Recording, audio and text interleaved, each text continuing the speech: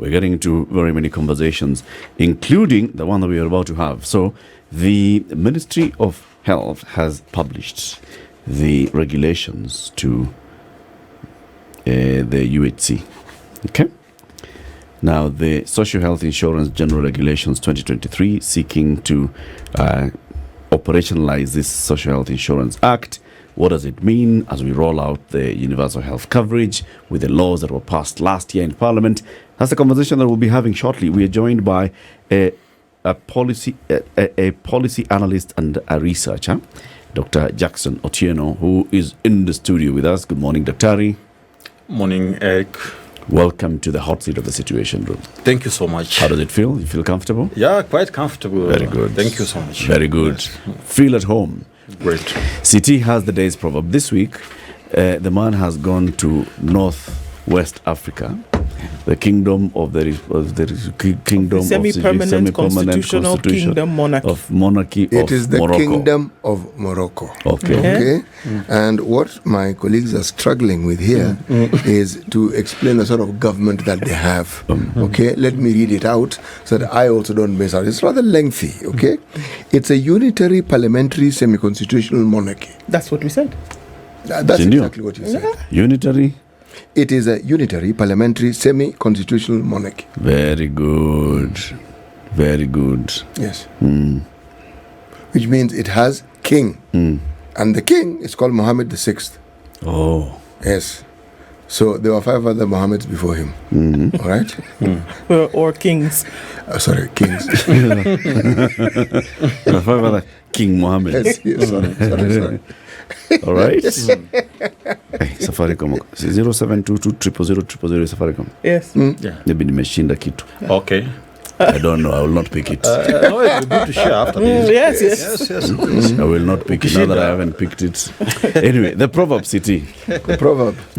Little and lasting is better than much and passing. Little and lasting is better than much and passing. Dr. Otieno, what's your interpretation of this proverb?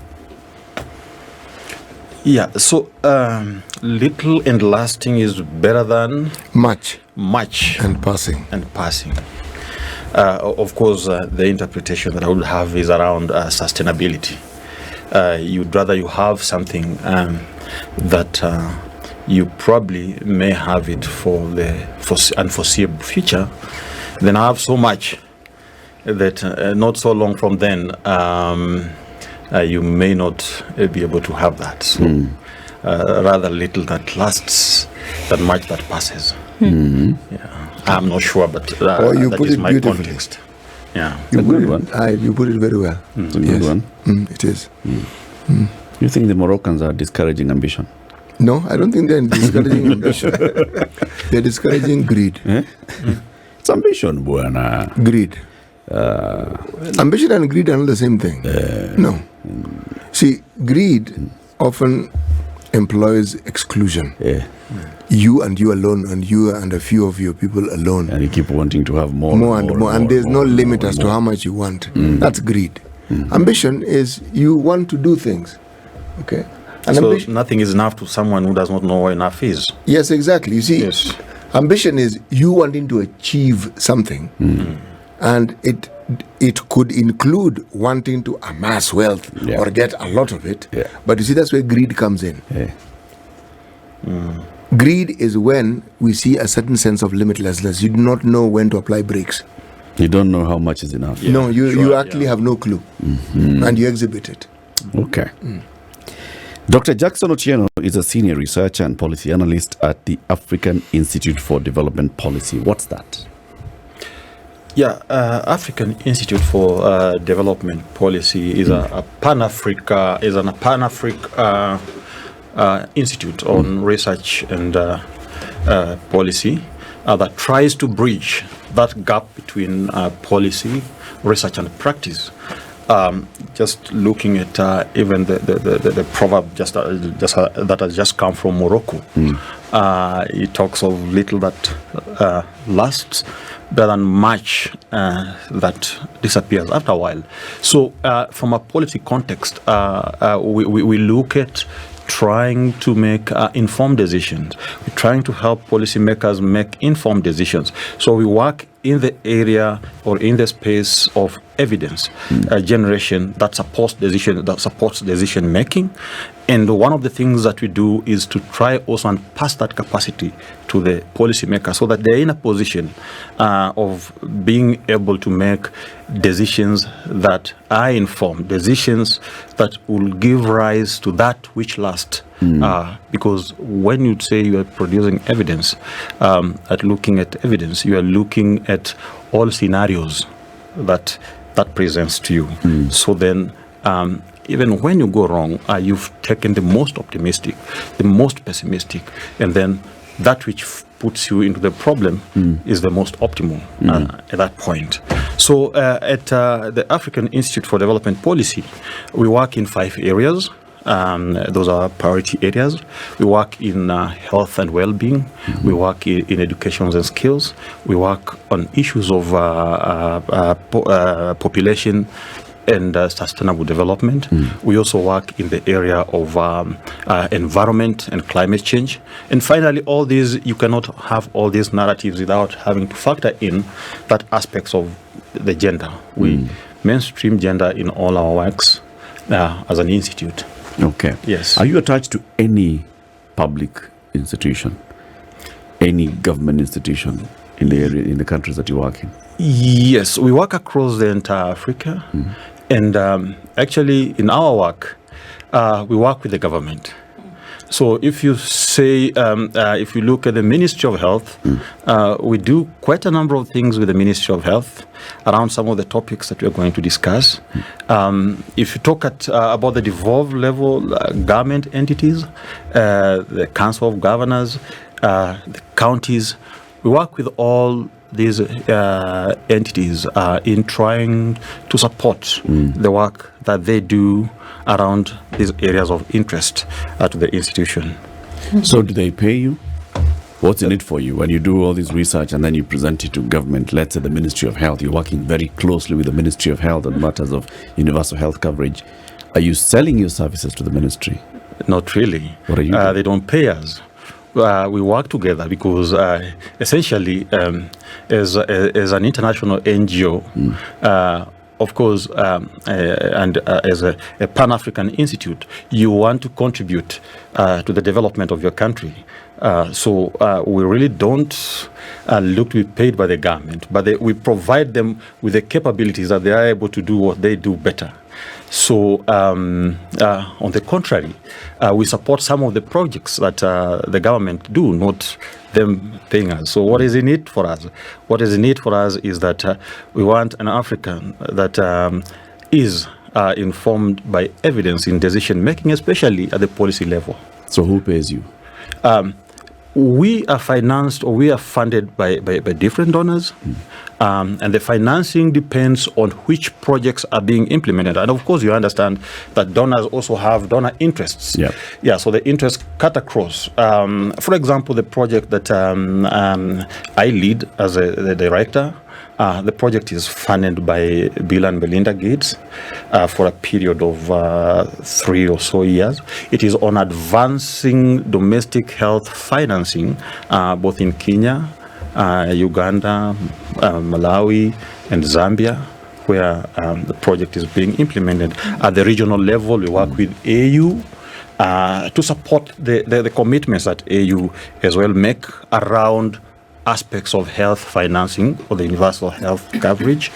Yeah, so basically for that, it is financed by Bill and Melinda Gates. Some word you've used there, advancing domestic health financing. Yes. What does that mean? So advanced domestic health financing, of course, we as African countries, we rely fairly more on donor support to finance some of our projects around health, especially the vertical programs that donors heavily finance. Looking at the current health expenditure, which previously, if you look at the national health accounts, they used to call it the total health expenditure. The national figure is around, it has grown to around 500 billion. And of the 500 billion, you find the donors finance around 18% of that. Of course, other contributors, government, private sector, the out-of-pockets or the households, all make part of that money that we call the total health of the current health expenditure. But now, Kenya in around 2014 was classified as a low-middle income country. And with that came the transitioning, the donor transitioning as far as it goes in the health sector.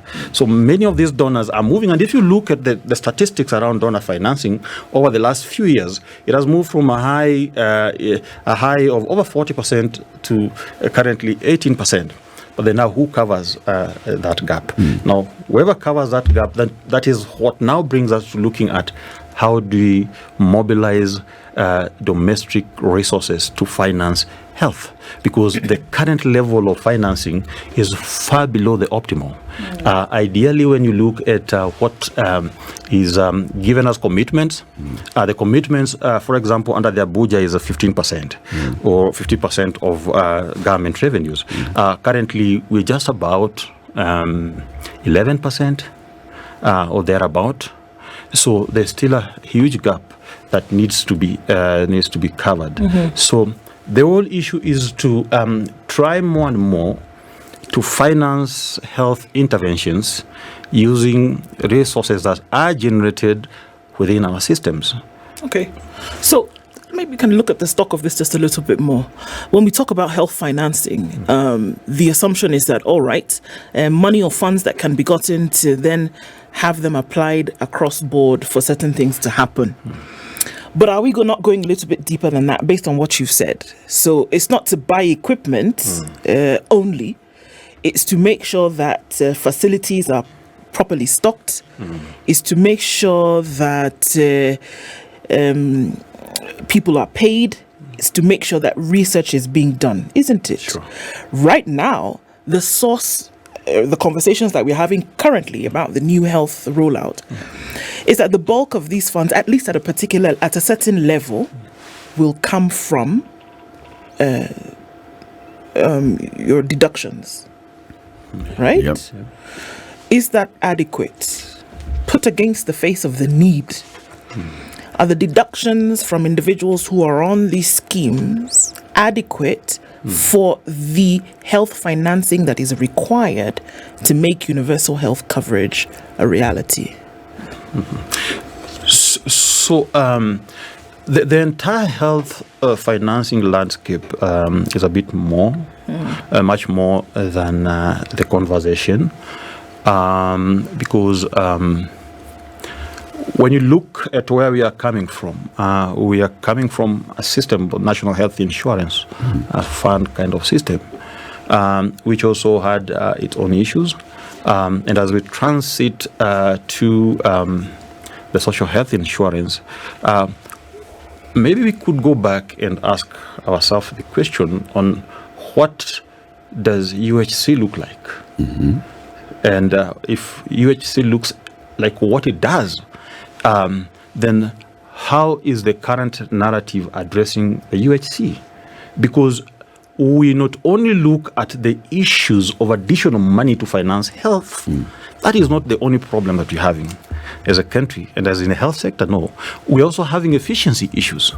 So there's even more money when you look at efficiency than you look at additional financing. The money we lose out of an inefficient system that these bills are trying to address would at least put extra monies before the ministries and the other health practitioners for more. So it's not enough?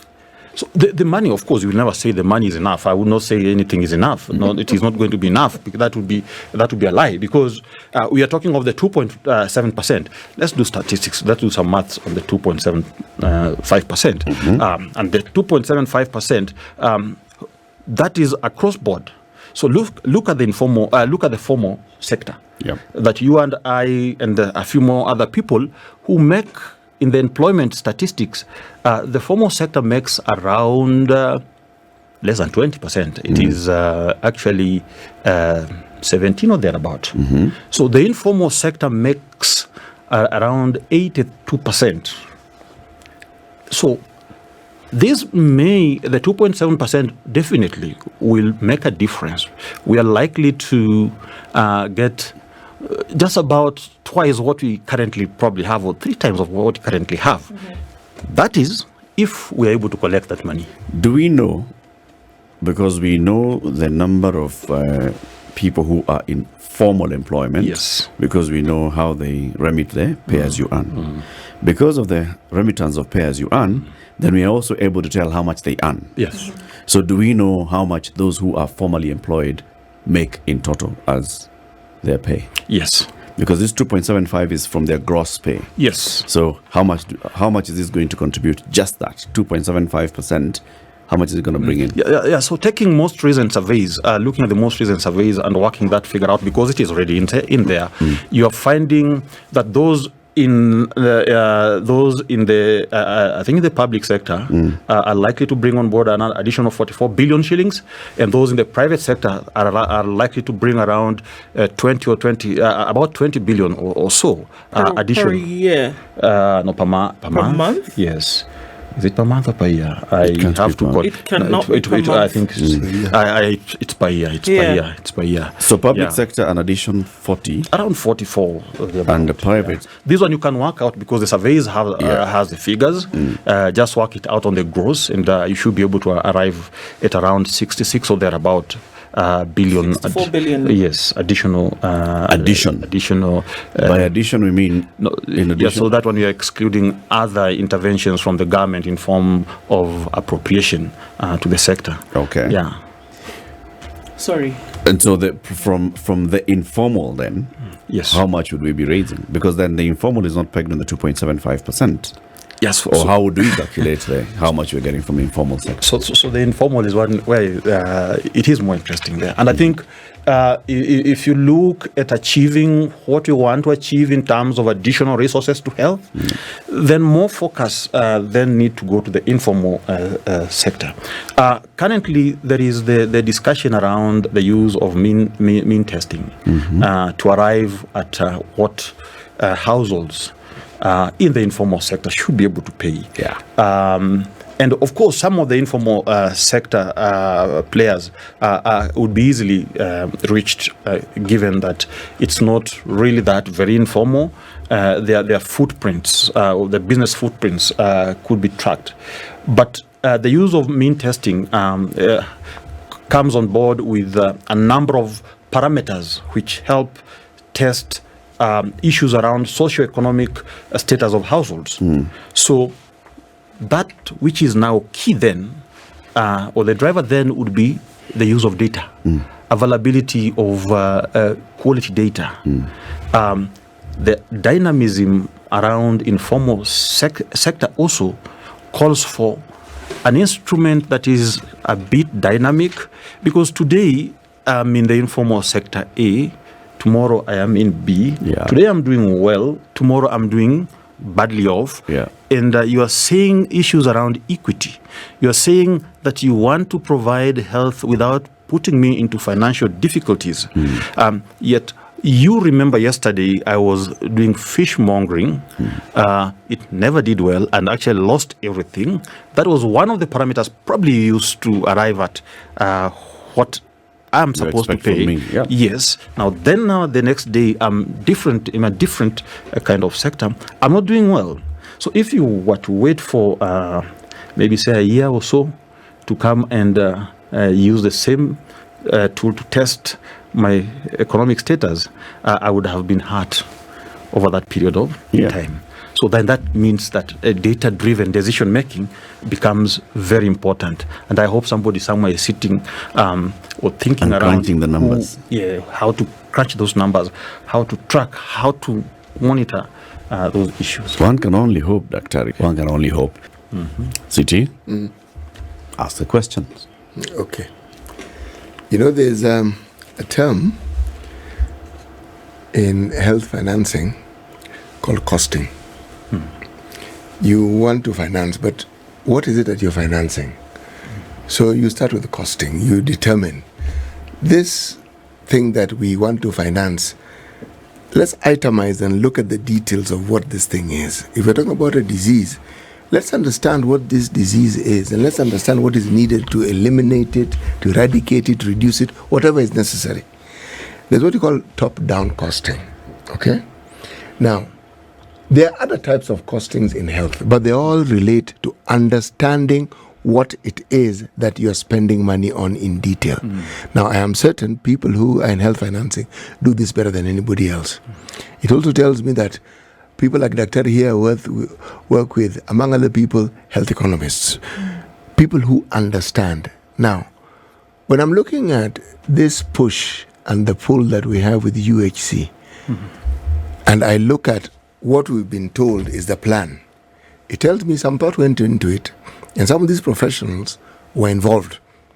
And that is why the preventative aspect of healthcare seems to have been given attention for the first time in a very, very long time. Okay, now, the actualization of it. Bill and Melinda Gates Foundation have been known to finance research for the longest time on this continent. I myself, I worked in projects that have been financed by them, so I know.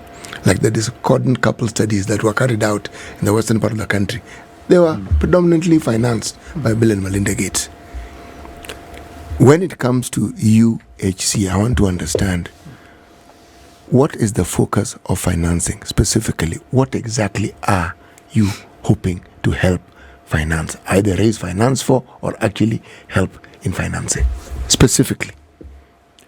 So when it comes to the UHC, and let's go back first and demystify that whatever is going on has come with the current government, and that it is this government's idea. So if you look at Sustainable Development Goals, the goal on health, and you look at the indicator on universal health financing, the 8th indicator on universal health financing, or the World Health Organization contributing to that debate, so that the way to universal health coverage, which was significantly low, of course Kenya does fairly well when you look at its neighbors, but it has always been quite low. And for you to ensure that everyone has access to, because that's the universal definition of universal health coverage, everyone has access to health, quality health, when and where it is needed, within the continuum of health services, be it preventive, promotive, be it treatment, be it curative, be it rehabilitative, be it palliative. One should have all access to all these health services without any financial burden. So that is the genesis of the universal, the definition of the universal health care. But then they go on and say, to arrive at the universal health care, the best vehicle around it would be to promote primary health care interventions. Because when you do so, more than 80%, 90% of health challenges are actually eliminated by just focusing on primary health care. And evidence is there. You saw during the periods of COVID. It was better you just don't go to the hospital. It is better you just wash your hands, put the mask, because once you go to the hospital, you are out of the control of what could have been preventive. Yeah. So investment in preventive health services, even as we speak, I think the emphasis around primary health services is what is being championed for building, for actually addressing comprehensively. Of course, you mentioned about the push, and as I'd mentioned earlier, we have found ourselves in some of the spaces around where the discussions on some of the acts that we now have taken place. we have found ourselves as part of the teams that are involved in the costing for the essential benefit package. And I agree with you. Of course, sometimes it is good to go back to the African say, the Morocco say. Yeah, you may want to look at things from a sustainable way. And I'm sure those who work in the spaces where they are involved directly in those aspects take cognizance of coming with the right cost for the essential benefit packages. True, as you put it, if you look at the investments around preventive healthcare, it is mind-boggling in the sense that the government invests just about 8%. It invests 8% in that. It invests 27% in the curative. It invests 53 or thereabout % in policy and other issues. So now, maybe this, one of the advantages or one of the issues that this act will address, maybe to try and increase the allocation toward the realization, or just invert the two. So I have to ask the question, based on what CT was saying, that these bodies, ministry, the organizations who work around health are made up of different individuals. When we think about health, we think doctors. Right? But that's pharmacists. not the, or pharmacists. That's not the case. They're policy people. They're financing people. They're health economists who work and advise around these things. So the question is, it's not about here is the money, here's we're going to allocate it. There's some science that goes behind it, isn't it? Sure. So if they have been the experts who have said this is what we ought to do, knowing that the push should be towards preventive and not curative, invert those numbers. It's not. We've not come up with that in this room. We haven't. It's been the voice from medical practitioners for easily a decade, and they've been saying there is so much burden on the curative aspect of health, and we're spending a lot of money on that, and we're still not winning. So how about we take all of this energy, or rather a large chunk of this energy and resource, and put it on the preventative aspect, so that we spend less here. I mean, it's basic understanding. So why doesn't it happen? Because even in these new regulations, the emphasis is not on curative, is not on preventative care. And so the question continues to be, year after year, we say what we know needs to be done, but we don't do it. And so we can, and now that's the buzzword, isn't it? Health financing, it sounds so great. But we're not doing what needs to actually be done. When we talk about preventative care, look at the hospitals, look at the medical facilities today where running water sometimes is an issue. That's an aspect of preventative care. When we talk about somebody has a wound that has a slight abscess, but they can't get basic care to take care of that, and then it turns into something else, we go then towards the curative. Why are we not dealing with those things? We have the expertise, we have the knowledge, we have the advice. In a lot of cases, we have some of the resources. You talked about inefficiency. All of these things are working in tandem so that this thing doesn't work. So why do we have this expertise? Why do we have the resource in terms of human beings, but we are not applying what they are advising? Okay. So that's a good question. And maybe let me mention that there is this principle. It's mostly used in devolution, but you can borrow it in this situation. The subsidiarity principle, where we say resources follow functions. Yes. So this principle calls for financing activities.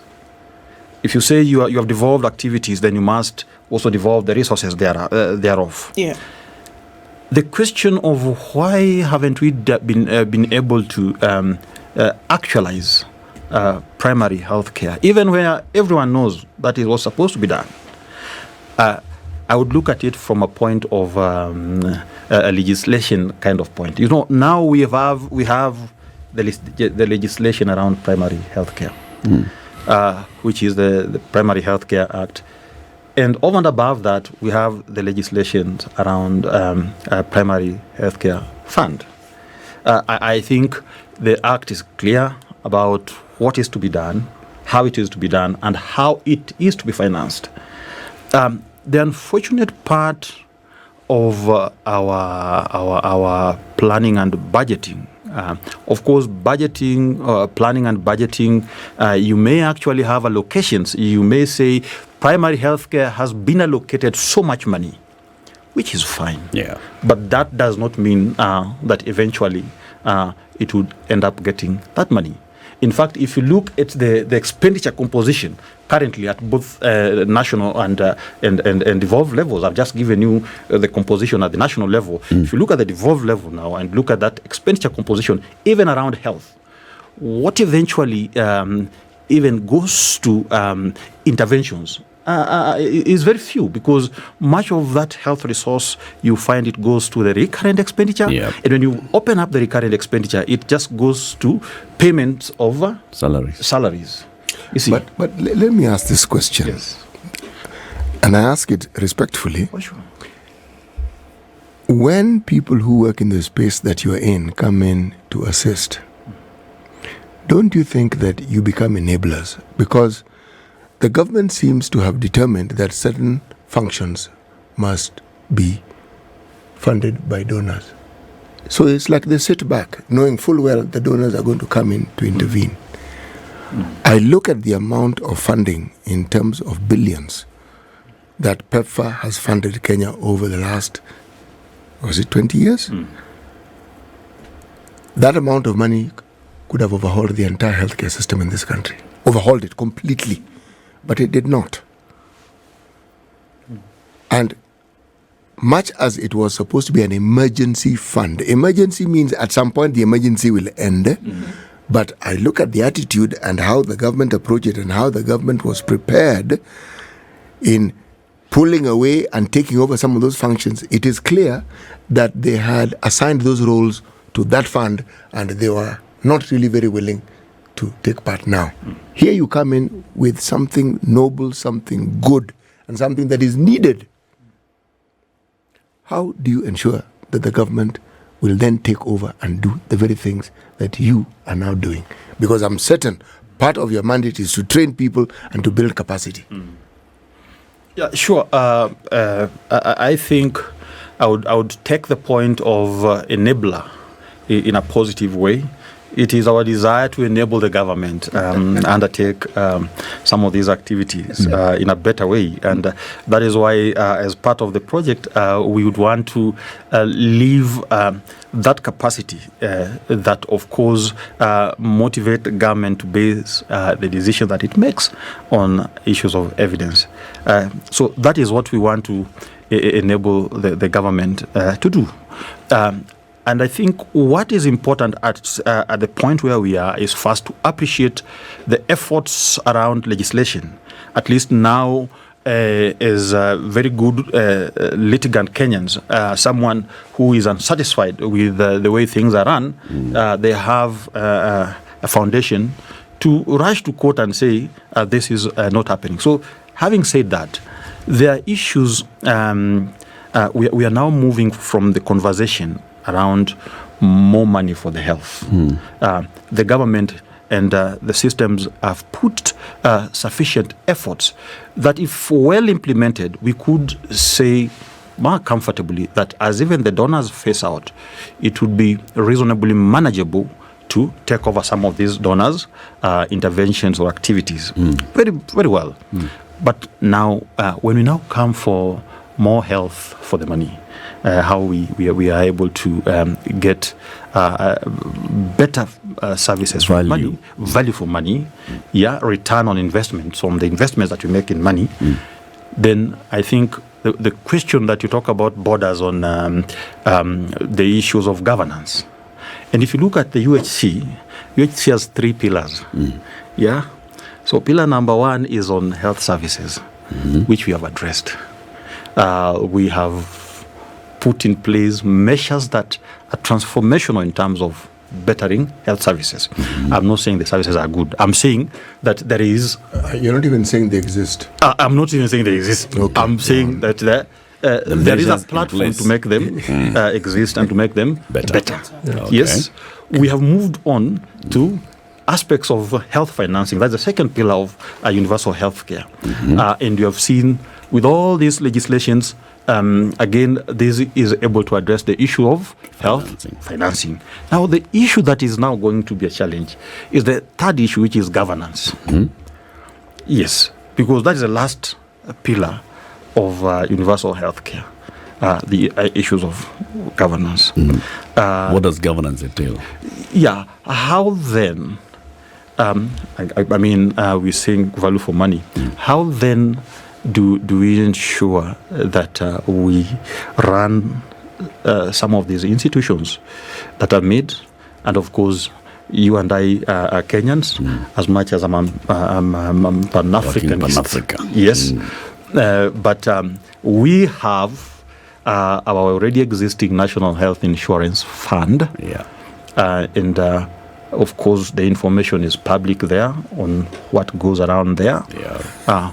It goes, and this is the culture that probably is bigger than this discussion, the culture around being able to be prudent with the money, not trying to have those pony things that you try to beat the systems with.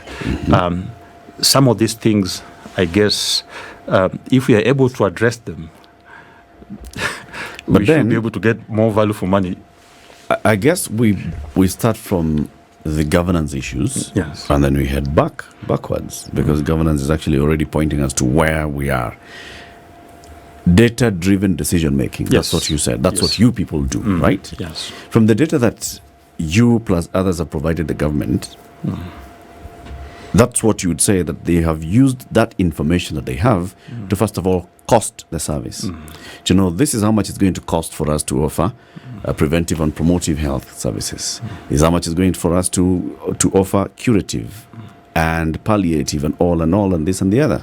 But then that cost, as they are looking at it, it has elements of inefficiencies. Are we sure that those inefficiencies have been removed or have been factored out of the costs? If now we say that we are raising this amount of money because this is how much we need to fund our health services, are we sure that that's how much we need? Minus all the inefficiencies, minus all the theft, minus all the leakages in the system?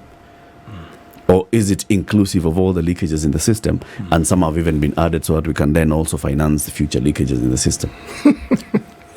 So even as you use the data, you really don't factor in issues around inefficiency, because one thing you want to address is the issues of inefficiencies. You don't factor in the issues of rent-seeking behavior, because that is not part of the data cannot tell you about that. That the cost of rent seeking, unless you really want to go out there and do more in terms of trying to understand the cost of rent seeking. Of course, you can get it through many analytical approaches. I could actually estimate that cost of inefficiency.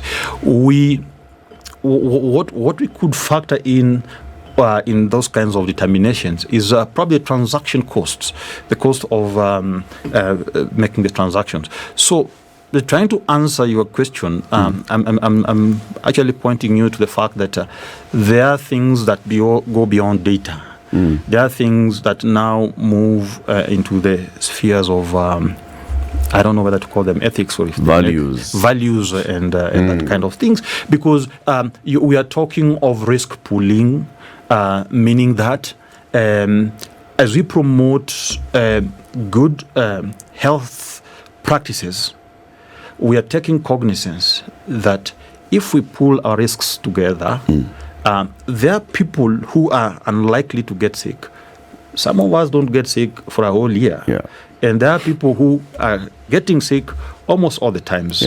The scenario there is those who don't get sick Finance. to be able to finance those who do get sick. There are those issues around strategic purchasing, because those are areas of inefficiencies where you look at the current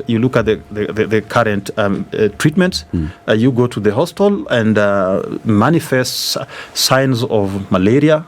You come out of the hospital with a mini pharmacy, and you're told, there is this generic drug, and then there's this original drug, and they're both on the shelves, and science say they both treat. But this is so much cost. This is so. Those kind of inefficiencies, could be addressed easily. Values are there. Let's hope they are. Dr. Jackson Otieno, thank you very much for joining us today and for sharing the work that you've been doing on this area of health, and it's particularly health financing. He's a senior researcher and policy analyst at the African Institute for Development Policy. Keep it here for more conversations. This is The Situation Room, the only way to start your day.